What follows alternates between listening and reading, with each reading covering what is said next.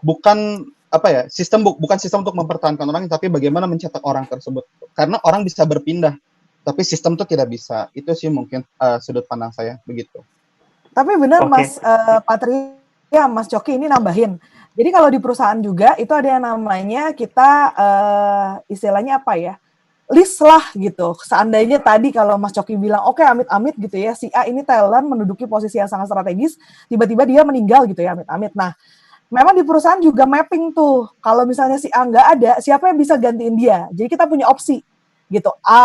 Aksen 1, aksen 2, aksen 3 gitu. Karena ya tadi kalau situasi yang force major kayak gitu kan kita juga nggak bisa kehendaki ya gitu.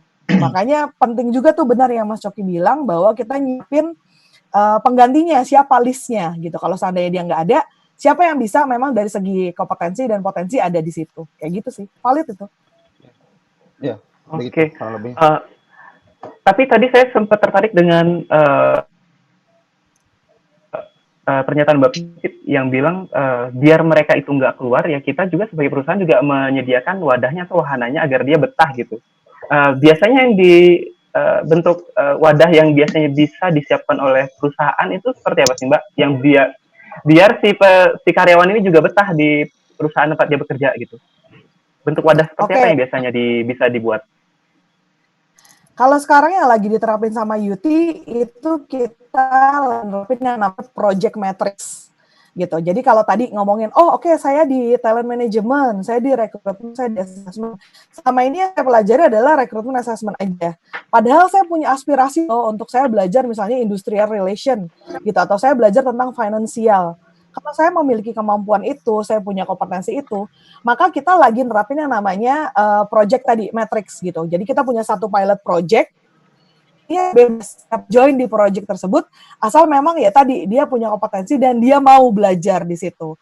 Nah itu salah satu caranya tuh, karena tadi ada orang-orang yang, contohnya seperti yang tadi saya bilang, saya orang HC, tapi jiwa finansial saya cukup tinggi, gitu ya. Saya butuh dong untuk eksplorasi saya, untuk exposure saya terhadap finansial. Makanya di UT menerapkan namanya project matrix tadi gitu, lintas fungsi.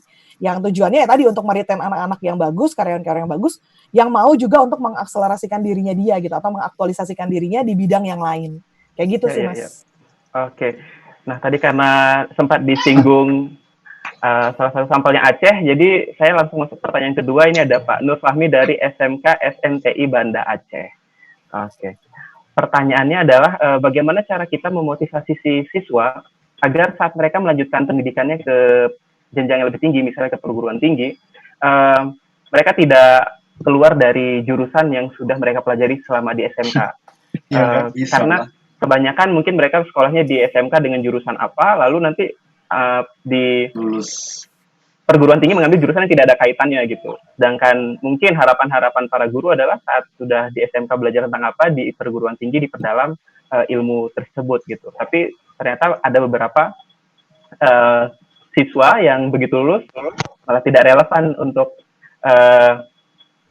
jurusan yang mereka ambil gitu. Nah, bagaimana sih kita sebagai guru, hal yang bisa kita lakukan untuk memotivasi mereka untuk tetap linear mengambil penjurusan tersebut?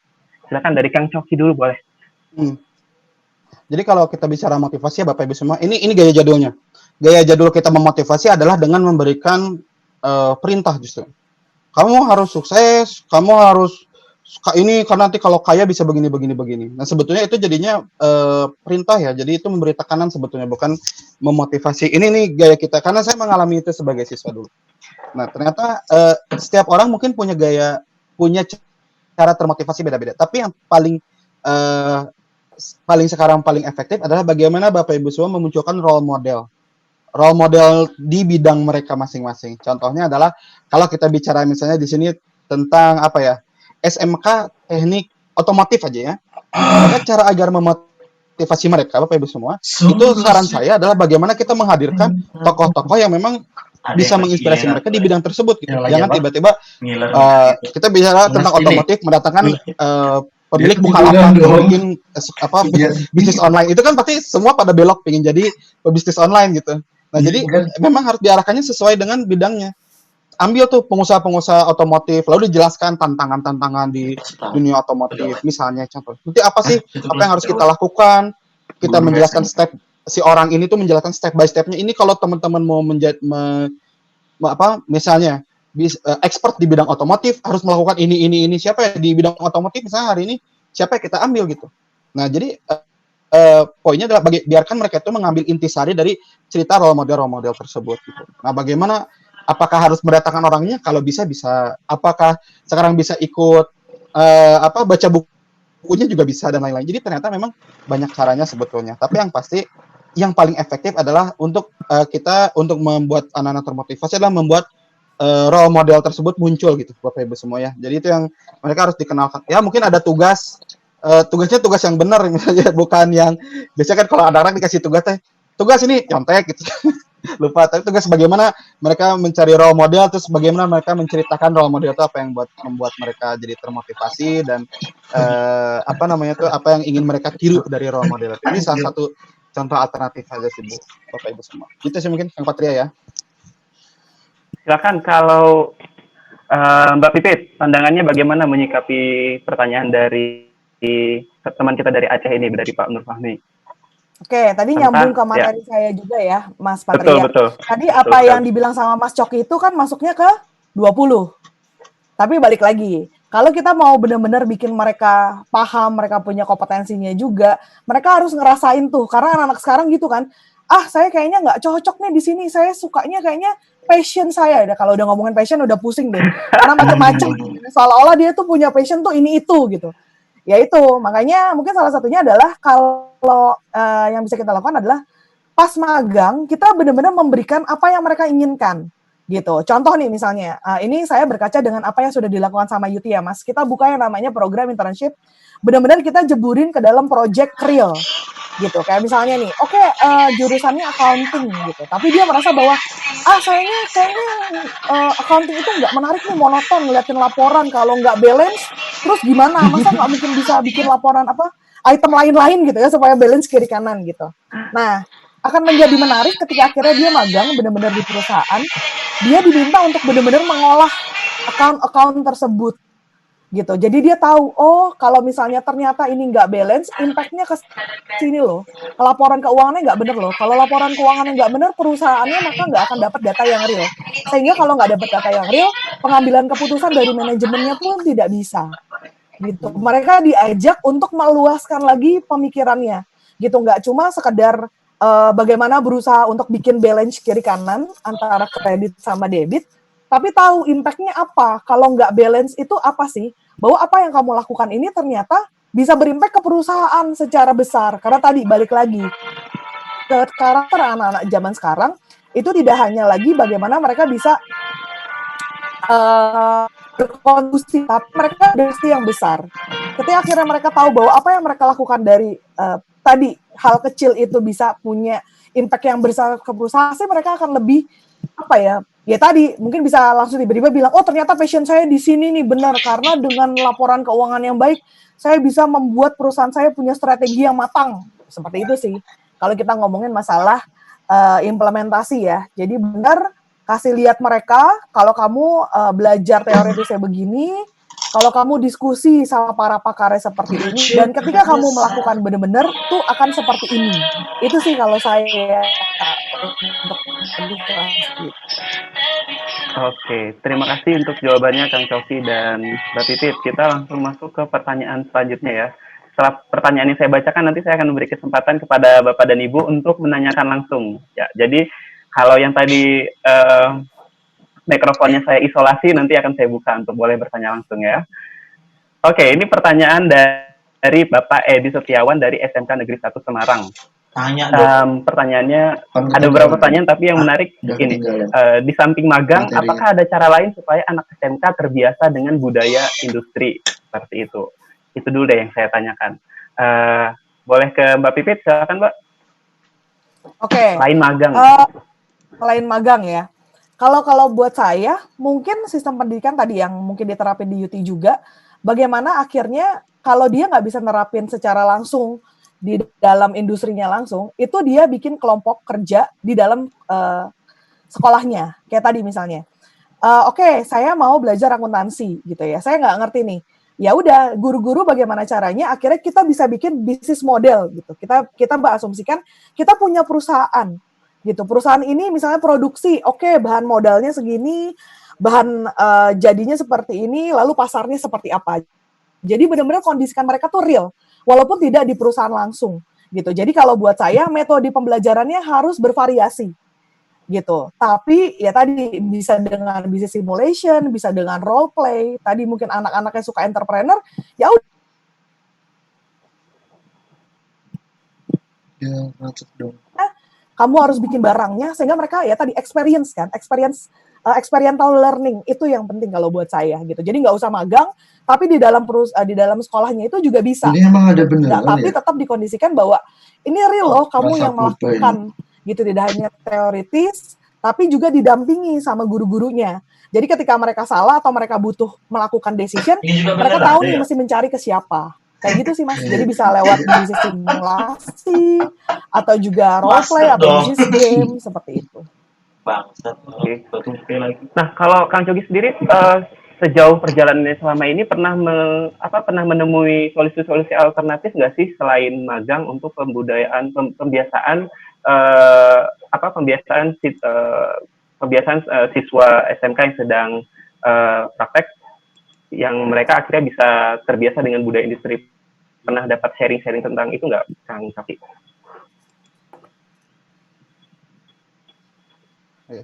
Oke, ini saya akan memberikan beberapa alternatif ya dari Mbak Pipit juga betul bisa seperti itu. Ada kalau yang role play, saya pernah datang ke sebuah SD. Ini menarik ya. Saya datang ke sebuah SD.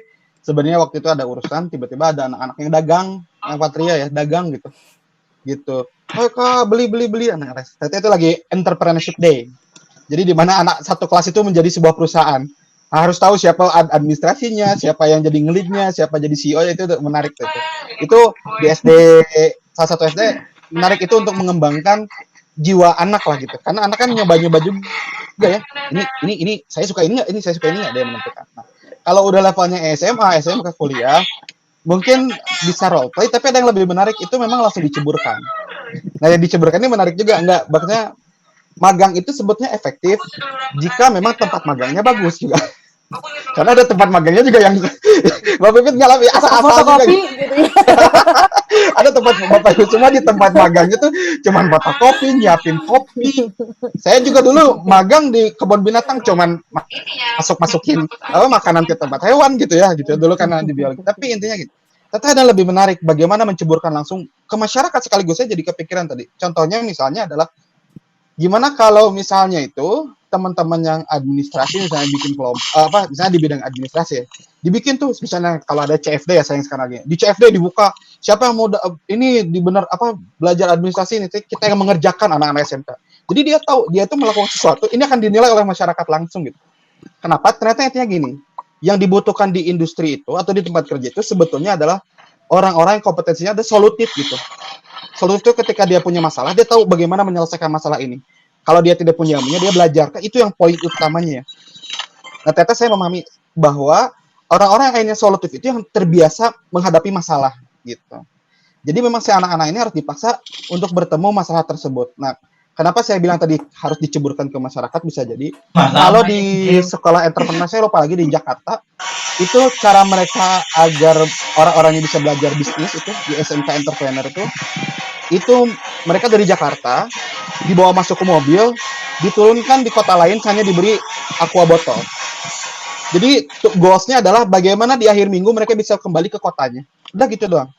Jadi ekstrim, memang ekstrim sekali. Tapi saya pastikan orang-orang ini pasti jadi belajar banyak bagaimana mereka itu berbisnis. Jadi dari satu botol aqua harus bisa makan seharian, harus bisa dan tidak akan dijemput, memang ditunggu di sekolahnya selama akhir minggu. Jadi itu adalah maksudnya bagaimana anak-anak tertekan, dipush untuk akhirnya menghadapi dunia bidang mereka sendiri secara langsung gitu. Karena industri manapun yang akhirnya yang dibutuhkan tuh bagaimana akhirnya si orang ini solutif dan siap mental gitu. Jadi ya itu yang harus dikembangkan gitu.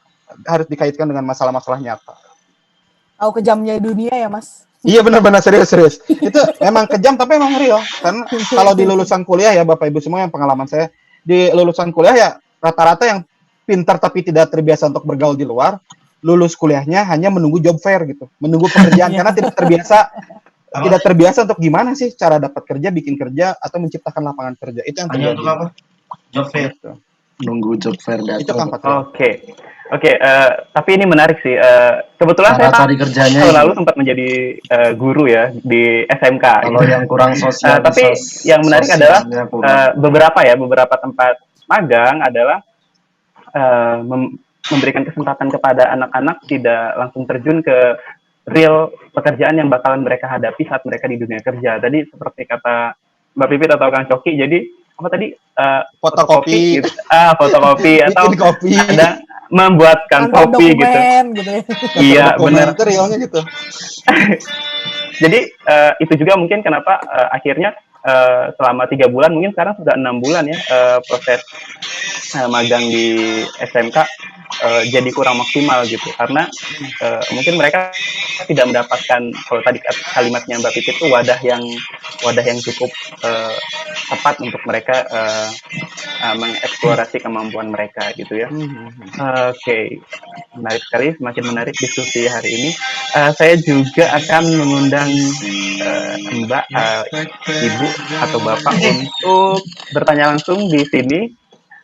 Saya coba melihat di sini ada Mbak Endah, Ibu Endah. Coba saya unmute dulu. Halo Ibu Endah. Halo.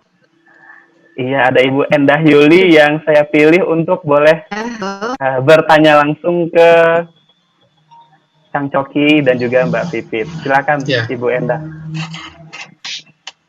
Enggak, Ibu. Ya, halo. Halo, Bu. Ini Kang Coki. Ya. Mau tanya, yang sebenarnya betul tadi, saya setuju. Ketika halo? Ya, halo. Ya. Ada, Bu. Ya, silakan. Ketika ditanyakan, itu tadi jadi Deketin pertanyaan dong saya mulutnya. ketika ke Kang Patria ya. Itu anak sekarang atau anak milenial ini salah satu sifatnya itu adalah tidak kuat tantangan. Mereka mudah menyerah. Nah, kalau kita memberi motivasi di awal, itu kan masih kemungkinan mereka masih punya sesuatu yang akan diraih, artinya mereka dapat pekerjaan. Nah, yang ingin saya tanyakan dari perusahaan malah justru apa yang perusahaan lakukan kepada karyawan ketika mereka di tengah mengalami demotivation. Jadi mereka motivasinya mulai kendor gitu, mulai weak lah gitu. Apa yang dilakukan perusahaan sehingga kami guru-guru yang ada di sekolah SMK terutama, karena memang usia-usia 17 sampai 20 tahun ini kan mau tidak mau mereka dewasa awal ya.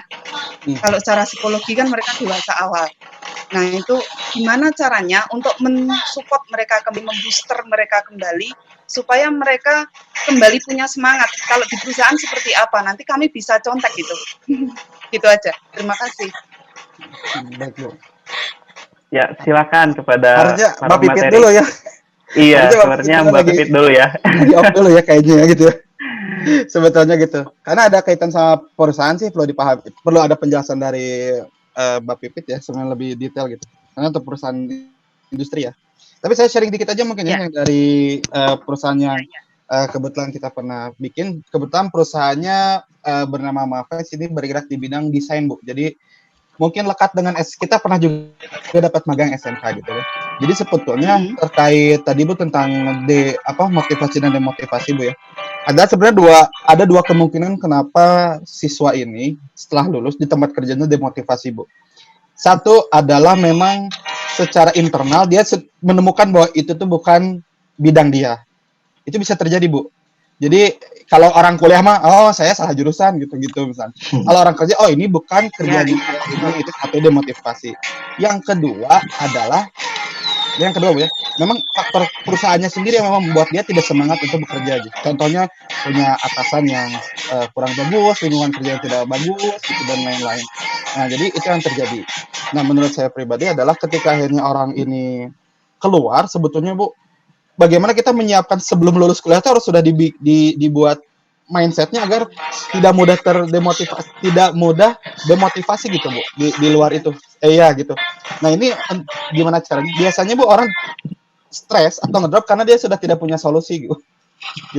Jadi maksudnya dipecat, stres gitu. Nah sebetulnya yang harus, makanya ketika saya selalu ngedukung bahwa kegiatan-kegiatan seperti OSIS atau kegiatan-kegiatan seperti ikut komunitas, aktivitas di luar, itu adalah salah satu hal yang perlu didukung dari pihak sekolah. Kenapa? Karena saya pahami generasi saya dan adik-adik saya sekarang gitu ya, yang sekarang sedang SMA itu justru minim mendapatkan masalah Bu, minim gitu. Contohnya adalah orang tua mungkin generasi generasi ibu, orang tua ibu kan keras sekali karena zaman peperangan Bu ya. Ya. Betul ya. Dan itu mungkin akan sedikit turun ke generasi saya sebagai anak ya. Jadi ada beberapa orang di generasi saya itu dikerasi. Tapi di generasi saya sebagian juga ada yang gini, orang tua saya itu bilang, kasihan dulu saya dikerasi, saya tidak suka. Jadi anak saya itu ya udah kasihan, tidak saya kasih masalah. Itu terjadi Bu. Jadi generasi saya ini, anak-anak ini tidak dikasih masalah Bu. Jadi nggak terbiasa punya masalah. Contoh SD dipilihkan, SMP dipilihkan, SMA sampai kuliah dipilihkan. Semuanya dipilihkan. Kalau ada masalah diselesaikan oleh orang tuanya. Makanya ketika dia akhirnya kerja misalnya, terus dia keluar dari kerja, dia baru mengalami masalah itu untuk kali pertama. Jadi dia shock, ngedrop gitu. Makanya beberapa tahun lalu ada kasus ini Bu ya. Ada seorang siswa yang pintar bunuh diri karena skripsinya ditolak. Nah, Jogja baru aja. Setelah digali, bukan masalah skripsinya, karena dia tidak terbiasa mendapatkan penolakan Bu, tidak terbiasa mendapat masalah. Jadi membuat dia itu terdemotivasi, ngedrop, down, yaitu akhirnya dia stres dan hanya bunuh diri.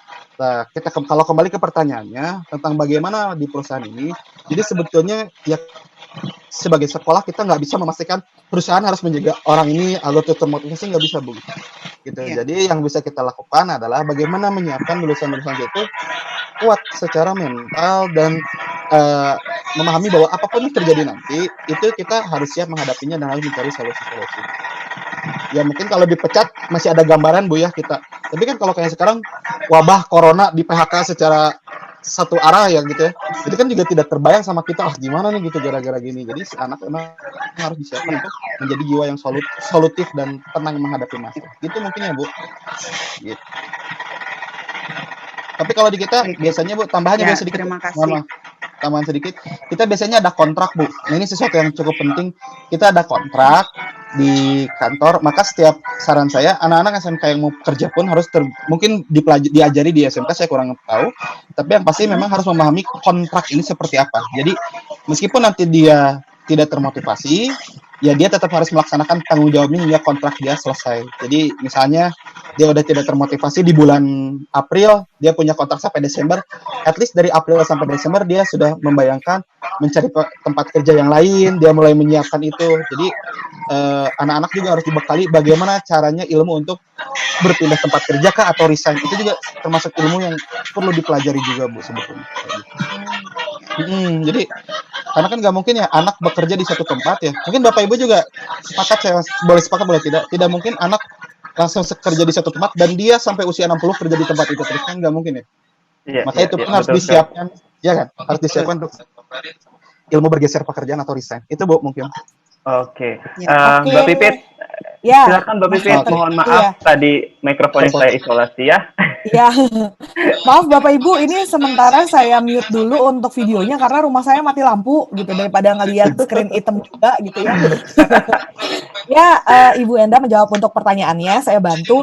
Jadi bagaimana nih menyikapi karyawan yang memang tiba-tiba demotivasi gitu. Kalau di UT, dari mulai karyawan masuk itu kita sudah bentuk budayanya. Jadi yang namanya culture, yang namanya value itu sudah kita tanamkan gitu. Jadi kalau ibarat kata kasarnya adalah udah kita brainwash lah gitu. Jadi yang masuk ke sini, yang masuk ke UT itu sebisa mungkin kita bentuk punya value dan punya culture yang sama. Apa sih culture kita? Yaitu solution gitu. Contohnya seperti itu. Nah, bagaimana penerapannya? Jadi untuk anak-anak yang baru itu selama 3 bulan atau secara intensif 1 bulan pertama itu mereka tidak akan diceburkan ke usernya, tapi benar-benar di develop sama HC-nya. mulai dari apa? Pertama kita kenalin dari company-nya seperti apa, kita kenalkan culture kita seperti apa, kita internalisasi tuh budayanya. Dengan cara apa? Tadi mungkin Mas Coki udah bilang, anak-anak zaman sekarang mungkin karena orang tuanya, ini valid yang tadi Mas Coki bilang, mungkin karena orang tuanya dulu ngerasain susah, kan kalau orang tua gitu ya mengharapkan anaknya tidak merasakan kesusahan seperti apa yang dia rasakan. Jadi semua difasilitasin gitu ya, mau orang tuanya punya nggak punya, yang penting anaknya punya gitu, sehingga mereka experience terhadap masalah, experience terhadap tadi struggling point-nya tuh kalau saya menilai sih lebih rendah gitu terhadap dibandingkan dengan mungkin kita atau bapak ibu yang dulu memang dipaksa oleh lingkungan harus bisa tough, harus bisa bertahan gitu. Kalau anak zaman sekarang kan kayak ya udah, kalau saya udah nggak diterima di sini saya pindah aja, masih banyak kok yang mau terima saya. Ya padahal cuma perkara di feedback masalah kerjaannya. Nah itu yang kita coba gali dari awal, kita coba tanamkan rasa persatuan. Jadi tadi selama sebulan mereka salah satunya adalah ada yang namanya Bina Generasi Muda Solution. Jadi mereka itu selama seminggu diceburkan ke Paskas, pasukan dari kita udah kerjasama gitu ya. Jadi sama-sama tuh kayak program wamil singkat lah ya, itu untuk membentuk value-nya. Jadi mereka ya pagi apel pagi, bangun tidurnya bareng-bareng, makan sama-sama seadanya, terus juga ya ada apel pagi, ada kegiatan olahraga bareng, ada bikin karya, misalnya bikin topi atau bikin tas, itu bareng-bareng semuanya, untuk menimbulkan bahwa sama rasa, sama sharing the pain lah kalau kita bilangnya gitu ya, untuk sama-sama ngerasa ini berjuang dari awal masuk tuh seperti itu. Sambil kita tanamkan budaya solutionnya, ada serve, ada teamwork, ada uniqueness, bahwa setiap orang itu pasti punya perbedaan, ada yang namanya networking gitu, budaya itu yang kita tanamkan. Kalau ternyata nih dari awal kita sudah mengkondisikan mereka sama gitu ya, tapi tetap nih mau keluar, apa yang kita antisipasi? Yang pertama, tadi setelah kita penanaman budaya, kita secara intensif juga secara reguler melakukan coaching and counseling. Jadi para atasan itu memang diminta untuk melakukan coaching dan counseling secara reguler ke karyawannya. Untuk tahu nih, oh kamu lagi punya masalah apa sih? Tidak hanya masalah pekerjaan, tapi yang namanya counseling itu kan bebas ya. Kalau anak muda kan gitu, saya LDR nih gitu ya, udahlah saya mau resign aja, kerjanya di Jakarta aja, atau kerjanya di Bandung aja karena pacar saya di Bandung. Nah itu jadi masalah tuh Bu, untuk anak-anak zaman sekarang. Kalau dulu kan, ya kan, kalau dulu kan nggak, saya kerja di perusahaan di sini. Kalau anak sekarang enggak. Karena pacar saya di Bandung, ya udah saya mau pindah ke Bandung. Pacar saya pindah ke Kalimantan, saya pindah ke Kalimantan. Nah, kalau kita udah tahu dulu kondisinya seperti itu di awal, kita bisa tuh untuk tadi mungkin menanamkan atau membuka ya wacana mereka gitu bahwa oke, jadi sekarang prioritasnya apa? Kedepannya mau apa? Tujuan kamu bekerja apa? Cita-cita kamu apa sih 5 tahun ke depan? Cita-cita kamu apa 10 tahun ke depan? Apakah dengan situasi sekarang masih tetap bisa untuk membuat kamu melangkah mencapai cita-cita kamu 5 tahun ke depan?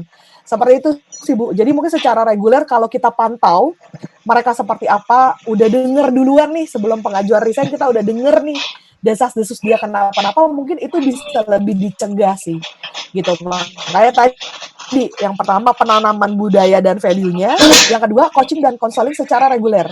Memang capek sih secara manajemen gitu ya, mesti manggilin, mesti dengerin orang curhat, habisin energi ya Bu ya. Cuma daripada kita bentuk dari awal lagi, itu mungkin dari segi cost, dari segi waktu, dari segi tenaga akan lebih capek Bu, dibanding kita dengerin mereka untuk berkeluh kesah, curhat selama paling setengah jam, 1 jam, kayak gitu sih Bu kalau di perusahaan. Oke. Bagaimana Ibu Enda? Sudah cukup ya? Saya rasa penjelasannya sangat holistik, luar biasa sekali. Iya. Jadi menguatkan kami juga. Ibu, Amin. Semoga ya Bu. Semangat guru-guru. Hai. Bapak Ibu guru. Baik. Kamu juga sudah lakukan itu, cuman penguatan ini. Iya betul. Ya. Insya Allah semakin kuat ya Bu setelah hari ini. Iya, percaya deh, ada hasilnya lah dari uang keringatnya, uang air matanya gitu Bu. Ada hasilnya. Lihat mereka nanti pada sukses, pada jadi orang gitu ya Bu. Baik, sekali lagi saya ucapkan terima kasih kepada Ibu Enda yang sudah menanyakan.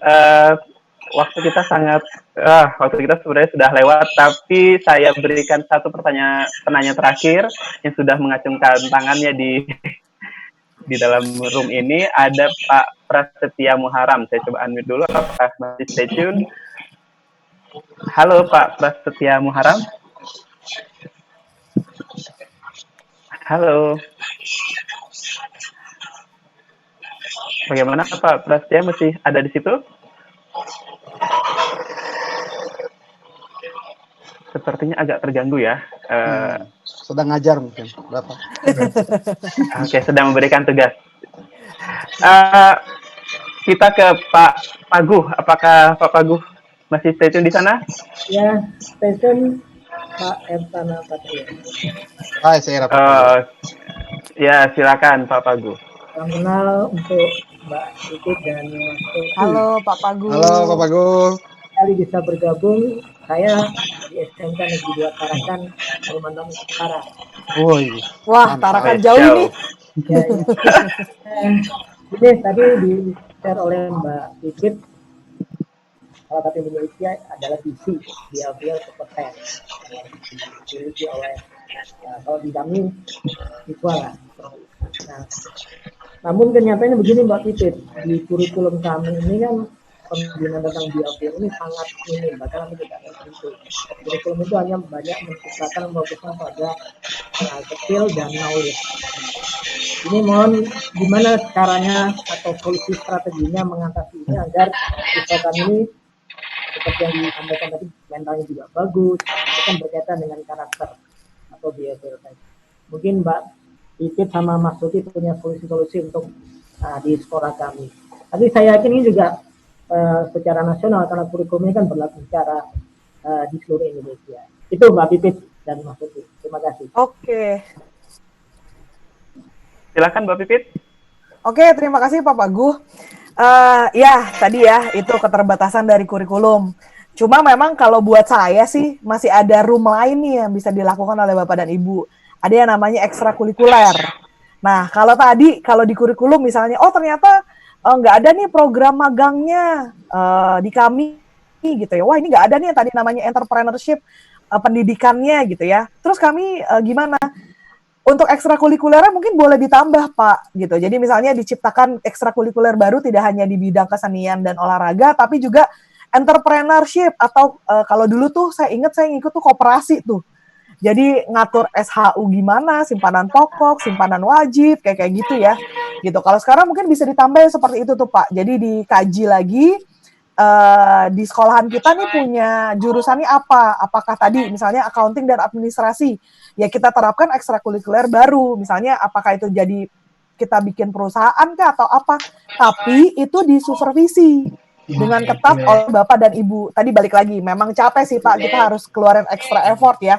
Tapi kalau memang benar-benar mau menciptakan tadi kompetensi ya seperti itu. Karena tadi kompetensi itu nggak seperti knowledge yang cuma dibaca terus langsung mengerti.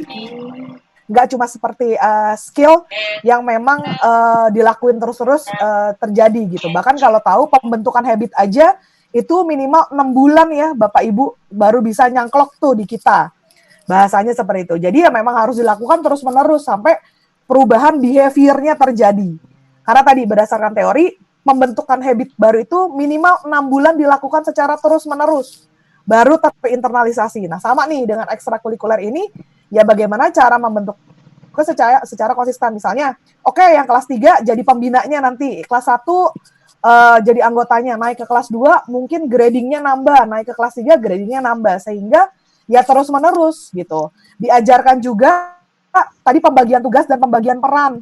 Jadi tahu, oke, kalau misalnya kamu memimpin suatu organisasi, tanggung jawabnya apa sih? Nggak cuma gaya-gayaan doang, wah saya ketua nih, saya keren, saya punya otoritas. Tapi saya juga harus bertanggung jawab loh terhadap keputusan saya.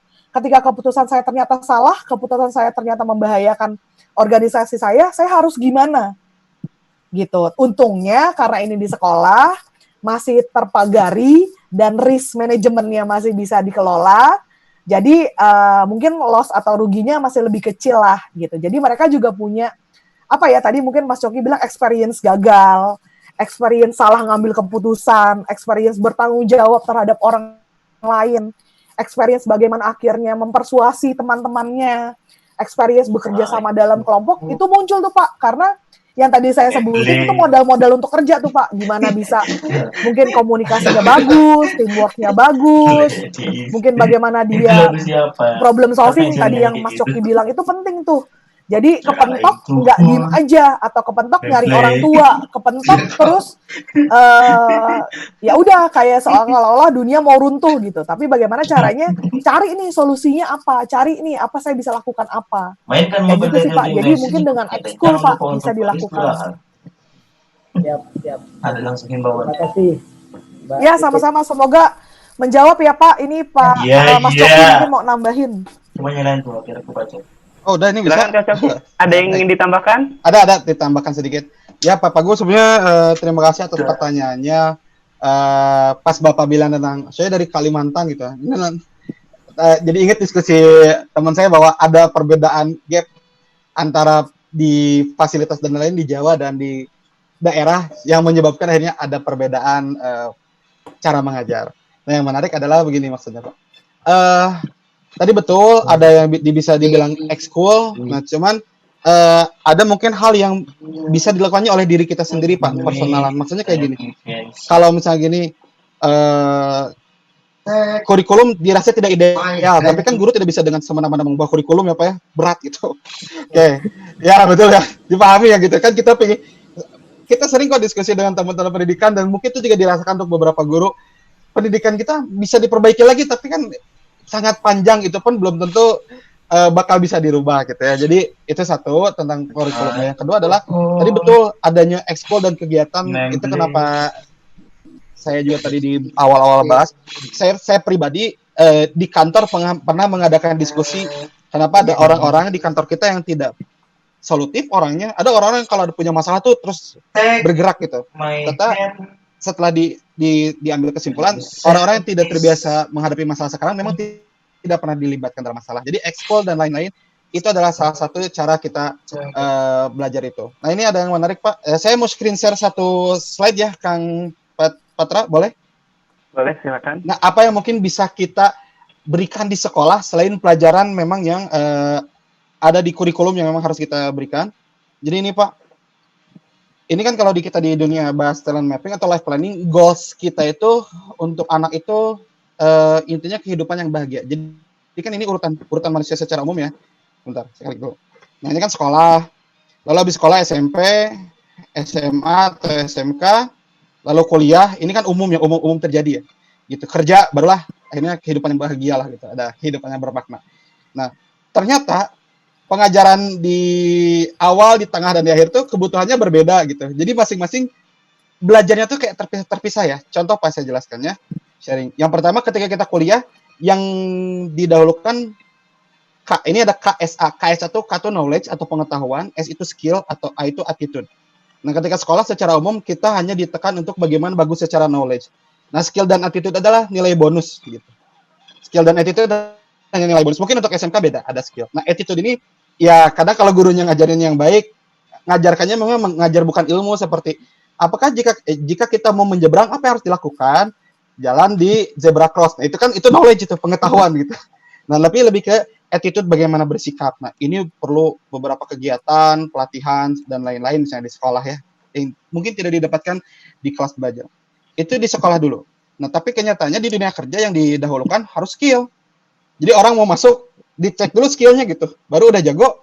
Nah, barulah attitude nanti nomor 2, nomor 3 gitu. Nah, dia IPK-nya berapa itu terlalu penting. Sama dia skillful di dunia kerja. Jadi beda ya, kita ketika sekolah disiapkan untuk knowledge, dunia kerja itu yang dibutuhkan skill. Nah, yang terakhir ternyata yang menarik adalah, tapi kehidupan orang-orang hidup yang bahagia, ternyata yang bermakna ada lagi tambahannya, TASK. T itu talent, Pak. Bakat. Nah, ini yang menarik. Kenapa? Karena di Indonesia termasuk pendidikannya tidak fokus kepada bakat orang. Maksudnya kayak gini. Semua orang harus pintar matematik gitu. Nah, padahal belum tentu misalnya ada seorang di sini seorang desainer yang mana mungkin talentnya bukan di matematik, tapi masalahnya memang pendidikan kita secara umum masih seperti itu.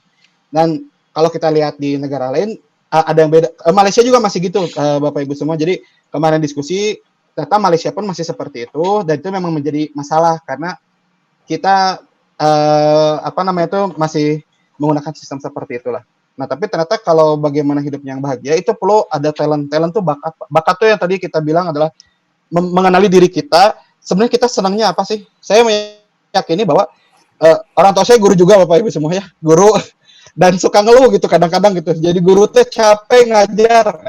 Nah, saya meyakini bahwa mungkin ibu saya itu secara profesi guru tapi jiwanya bukan guru karena ternyata senangnya jadi ngaji gitu. Ngaji gitu ya di luar gitu. Oh, berarti bakatnya di situ gitu, talentnya gitu. Nah, maksud saya adalah ternyata PR kita adalah bagaimana ketika sekolah Bapak Ibu semua sudah mengajarkan pendidikan dan juga sesuai kurikulum, bagaimana kalau misalnya kita sebagai pengajar pun di sekolah, di luar di kurikulum, bagaimana kalau kita mendorong anak-anak satu untuk mengenali talentnya apa, bakatnya apa, dia senangnya apa, dan tidak perlu diberi tekanan bahwa lulus tuh harus ke kampus yang apa-apa-apa, yang penting lulus ke kampus yang sesuai dengan bakat dia, dan akhirnya setelah lulus itu di sekolah itu juga diajarkan attitude yang baik itu, karena pada akhirnya ternyata di dunia nyata yang dibutuhkan adalah bagaimana kita menjalani hidup sesuai dengan kepribadian kita, talent kita, dan juga attitude yang baik. Itu mungkin ya Pak yang bisa saya share. Oke, Gitu kurang lebih. atas Terima pencerahan. kasih. Mbak Pipit dan Kang Coki, boleh Ya. kita kembali ke Pak Prastia Muharam? Oh, boleh. Kita coba sekali lagi. Sepertinya Pak Prastia ini jauh-jauh dari Lampung ini katanya mau nanya. Oh, mantap. Jauh-jauh ke sini ya. Jauh-jauh ke meeting room kita. Oh, iya, jauh-jauh ke Ya. meeting room.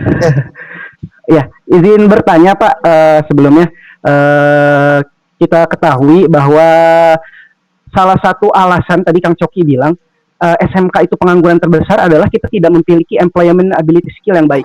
Misalkan sebuah perusahaan, mungkin Mbak Pipit juga bisa bilang, mencari yang lulusan SMA atau SMK. Tapi kalau skill mungkin SMK pernah lah belajar di sekolah, pernah magang dan sebagainya. Tapi kemampuan komunikasi, kemampuan untuk berinteraksi dengan pegawai lain, itu kan kadang-kadang anak SMK itu jauh lebih kurang gitu, employability skill-nya kurang gitu. Misalkan dia tidak bisa komunikasi atau bersosialisasi dengan orang lain karena di SMK itu ketemunya sama alat, atau misalkan dia tidak bisa menunjukkan kemampuan leadership-nya karena di SMK lebih banyak prakteknya sehingga untuk kegiatan berorganisasinya kurang. Adakah tips dan langkah-langkah bagaimana sih caranya biar anak-anak SMK itu bisa memiliki employability skill yang baik gitu loh, sehingga kalau ada pilihan antara anak SMA dan SMK itu yang dipilih itu adalah anak SMK. Gitu aja sih Kang dan Mbak Pipit pertanyaannya. Terima kasih pertanyaannya Pak Prastia Muharam. Saya persilakan untuk Mbak Pipit terlebih dahulu mungkin. Kang Coki dulu nggak apa-apa. Oh, Kang Coki. Oh, tiba-tiba ke saya dulu ya. Tuh Kang Coki dikasih mikrofonnya ke Kang Coki. Oke, baiklah. Lebih banyak experience-nya kayaknya kalau sama Baik. anak SMK. Ya, baiklah. Pak Pras terkait tentang lulusan yang tadi kendalanya. Jadi memang tips ini sangat general tapi tidak umum. Tapi saya jelasin sedikit mungkin kenapa akhirnya SMK dan SMA itu agak beda dipandangnya. Karena memang branding SMK secara umum ini juga di kita ya, hasil feedbacknya memang branding SMK tidak sebagus SMA. Brandingnya dulu, brandnya ya gitu. Karena gini, lulus SMK mah yang nggak masuk SMA masuk SMK, itu satu. Inputnya udah beda ya, input. Jadi kebayang nggak? Jadi menurut saya guru SMK jauh lebih berat tantangannya dibanding guru SMA. Ya karena inputnya beda gitu. Kalau lagi ini masuk lu SMA 3 Bandung yang udah bagus anak-anak. Terus lulus-lulusnya ke kampus bagus. Ya karena emang inputnya udah bagus gitu. Nah SMK memang susah Pak. Karena saya kira kita sepakat ya. Brand di Indonesia masih gitu. SMK identik dengan tawuran. Walaupun tidak kan sebetulnya kan gitu. Ini hasil diskusi ya maksudnya tuh. Jadi bukan atas nama saya gitu. Nah, saya diskusi. Dan juga itu tadi inputnya, terus kata tawuran dan lain-lain. Maka memang dari secara umum pun SMK dipandang sebelah mata. Makanya salah satu menurut saya sekarang rebranding SMK itu kayak misalnya ada tagline SMK bisa dan lain-lain. Itu salah satu hal yang positif ya. Terus Pak Jokowi bikin mobil SMK itu sebenarnya udah hal yang positif ya. Nah ini juga mungkin PR bagi para pendidik-pendidik yang memang juga concern di bidang SMK, bagaimana kita menaikkan brand SMK ini. Nah, jadi ada beberapa hal yang bisa dilakukan untuk siswa-siswa. Yang pertama tadi memang si SMK sama SMA menurut saya lulusannya masih lebih mending SMK kalau bicara tentang skill. Tapi yang berat adalah attitude karena inputnya agak berbeda. Ya, istri saya guru SMK. Istri saya guru SMK. Jadi kadang-kadang pas masuk anak-anaknya pada kabur. Saya nggak tahu kenapa. Jadi 2 jam pelajaran, 20 menit pertama istri saya mencari murid-muridnya di mana gitu. Umpet. Nggak tahu ya gitu. Ya karena ya di lingkungan kita masih menganggap ya SMK mah udahlah, yang penting kuliah aja. Sekolah aja ke SMK. Jadi inputnya berat yang pertama. Yang bisa kita lakukan bagaimana kita fokus dalam memperbaiki attitude. Attitude mereka. Gimana Pak caranya? Saran saya ya bagaimana ya guru itu tidak hanya ngajar pelajaran aja Pak gitu ya. Nggak tahu mungkin ya kita bikin ekstrim aja Pak yang nggak pernah dilakukan. Diajak jalan-jalan keluar. Oke ada tugas kita keluar misalnya ketemu siapa ngobrol. Nanti harus gitu Pak, langsung ketemu orang, langsung ngobrol, langsung diskusi masalah. Ayo kita ke CFD dagang. Ayo misalnya teknik otomotif, saya nggak tahu jurusan. Teknik otomotif. Oke, bawa peralatan, kita ke tempat umum, terus motor-motor yang rusak kita benerin, ayo misalnya gitu. Jadi anak-anak tuh nanti kan mereka belajar komunikasi di mana kita ngobrol ke orang. Karena kalau misalnya di sekolah diajarin kita harus berkomunikasi, itu kan teori dihafalkan, di ujian tahu, tapi tekniknya nggak tahu gitu. Ya, kayak orang belajar teknik menyupir gitu. Oke, nanti gas masuk dan lain-lain. Tahu teorinya, pas nyoba kan nabrak. Kalau nggak tahu. Nah, emang harus menurut saya justru orang SMK dengan akhirnya memang dia identik dengan skill dan praktek, ya udah praktekin aja keluar. Bisa jadi tidak ada programnya di pemerintah. Bisa jadi tidak ada programnya di sekolah. Why not guru itu ataupun ya langsung guru-guru sekolah itu diskusi, ayo kita keluar gitu. Ayo kita bikin program-program yang ibaratnya ekstrim tidak pernah dilakukan agar anak-anak bisa jadi mengenal gitu. Ya salah satu mungkin ini terakhir. Salah satu kalau buat saya pribadi, saya menarik dulu pernah nonton film Freedom Writers, bagaimana membuat nggak tahu pada tahu Freedom Writers ini siswa-siswanya itu pada bengal semua, tidak kompak, tapi peran gurunya ini sangat sentral gitu. Namanya Freedom Writer dan itu diangkat dari kisah nyata di Amerika. Jadi menurut saya adalah apa yang dilakukan dia nggak cuma ngajar, tapi dia bawa anak-anaknya ke tempat-tempat lain lah gitu di hari Sabtu dan Minggunya. Ya emang ini PR besar, jadi nambahin PR sih buat guru. Tapi ya memang begitulah gitu ya kondisinya Bapak Ibu semua gitu. Gitu sih gitu. Ya. Oke, baik Kang Coki. Sekarang mikrofonnya kita kasih ke Mbak Pipit. Ada pandangan lain nggak Mbak seputar pertanyaan dari Pak Prastia Muharam? Ya Pak Pras, kalau saya sebagai user nih Pak, karena di kantor itu malah kebalikan nih, kita banyak banget nerimain magang dari SMK dan banyak banget nerimain job vacancies gitu ya, malah kita buka dari SMK. Karena tadi kalau kita ngomongin masalah skill, masalah keahlian tuh dari SMK malah kalau buat kami lebih tepat guna gitu. Karena kita kan lebih kepada alat berat nih. Apalagi SMK yang bergerak di bidang alat berat kan nggak terlalu banyak tuh. Makanya begitu ada SMK alat berat, kita terimain gitu. Terus juga kalau yang magang di kita tuh SMK-nya bervariasi tuh Pak. Mulai dari multimedia, mulai dari administrasi perkantoran, mulai dari akuntansi gitu ya. Dan memang unik-unik, benar Pak, apalagi yang multimedia gitu ya. Ada yang tiba-tiba masuk rambutnya gondrong gitu, ada yang tiba-tiba dengan gayanya aja sendiri gitu. Kita juga coba memahami nih. Tapi pelan-pelan kita pun memberikan edukasi gitu bahwa ya terserah sih, ya boleh sih pinter, nggak apa-apa gitu ya. Hasil editan videonya cakep banget gitu. Cuma kalau mau kerja di perusahaan nggak bisa kayak gini bro gitu ya.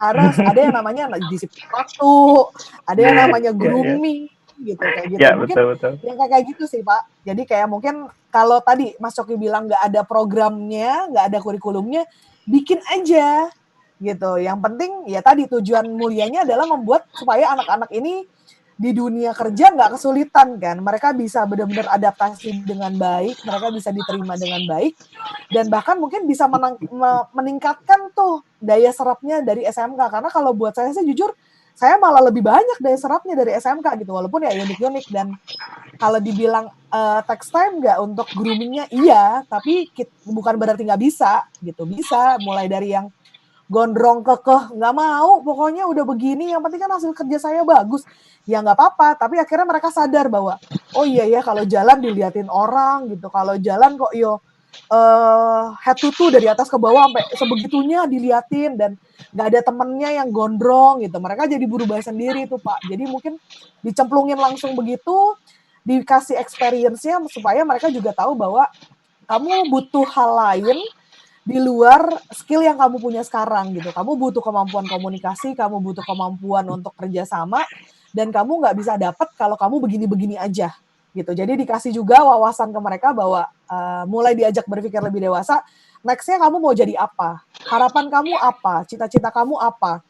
Kalau saya nerimain orang masuk, dibilang cita-cita saya adalah ingin membanggakan kedua orang tua, berguna bagi nusa dan bangsa. Ya benar, tapi realnya apa? Gitu, saya akan gali sampai konkret tuh. Kamu mau lakuin apa? 3 tahun ke depan kamu mau ngapain? 5 tahun ke depan kamu ngapain? Planning terhadap hidup kamu kayak gimana? Gitu. Ajak mereka untuk mikir sampai sejauh itu sih. Kayak gitu, Pak. Oke. Mungkin kalau dari Semoga saya. ya, semoga cukup ya Pak Prasetya ya. Oke, Pak Prasetya dari kejauhan sudah mengangguk.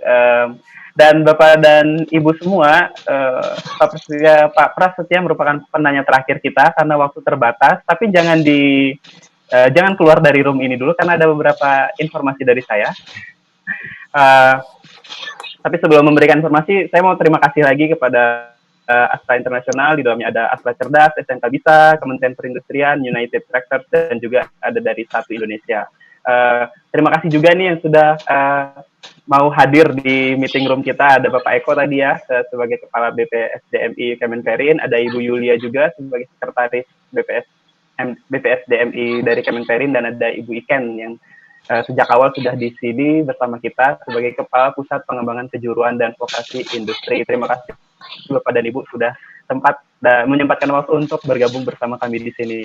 Nah, Bapak dan Ibu, setelah jangan lupa untuk mengisi absen yang tadi sudah dibagikan di grup Telegram, dan selanjutnya Bapak dan Ibu akan mengisi form feedback dari kegiatan meeting room hari ini. Jadi nanti linknya akan dibagikan oleh admin. Bapak dan Ibu silakan mengisi form feedback-nya di situ. Dan Bapak dan Ibu, sekarang saya berikan kesempatan untuk screen capture. Boleh di foto screen-nya dulu, karena selanjutnya kita akan melakukan, untuk bagi-bagi door prize-nya adalah kita akan memilih beberapa orang beruntung yang akan sharing di Instagram ya. Ini permintaan Instagram, mohon maaf sekali, tidak bisa difasilitasi lewat Facebook atau media sosial lainnya. Lewat Instagram, silakan sharing screen capture hari ini dan resume singkat tentang apa yang didapat hari ini gitu. Nanti bisa di-sharing ke Instagram yang akan di-share di Telegram juga, tapi kalau mau dicari sekarang namanya itu Instagramnya @guruhebatsmk. Silakan, boleh di-sharing lewat postingan, boleh juga lewat feed, terserah. Yang penting jangan lupa di-mention ke akun SMK, Guru Hebat SMK-nya. Dan Bapak dan Ibu tetap stay di grup Telegram karena akan ada beberapa informasi, dan juga tentunya dari Astra akan mengadakan lomba. Jadi lombanya juga akan diinformasikan di Telegram gitu. Jadi untuk para penanya tadi ada Bapak Nizam Malik Yahya, ada Pak Nur Fahmi, ada Bapak Edi Setiawan, Ibu Endah, Bapak Paguh, dan Bapak Prasetya. Nanti namanya akan kami data terlebih dahulu untuk memperoleh door prize hari ini. Dan saya selaku moderator hari ini mohon maaf apabila banyak kesalahan dalam mendampingi sesi hari ini, dan saya beserta Ibu dan Bapak yang ada di dalam meeting room ini mengucapkan terima kasih sebesar-besarnya kepada dua pemateri hebat kita, ada Kang Coki dan Mbak Pipit. Saya beri tepuk tangan mewakili yang lain. Terima kasih. Terima kasih. Semoga kita bisa bertemu di kesempatan yang akan datang, dan bertemu dalam keadaan yang lebih baik, dalam situasi yang lebih bahagia, dan dalam keadaan yang semuanya sudah baik-baik saja dan bisa bertemu secara tatap muka langsung tanpa media online. Oke. Saya Satria dan tim pamit dan undur diri. Terima kasih. Sampai jumpa. Assalamualaikum warahmatullahi wabarakatuh. Waalaikumsalam.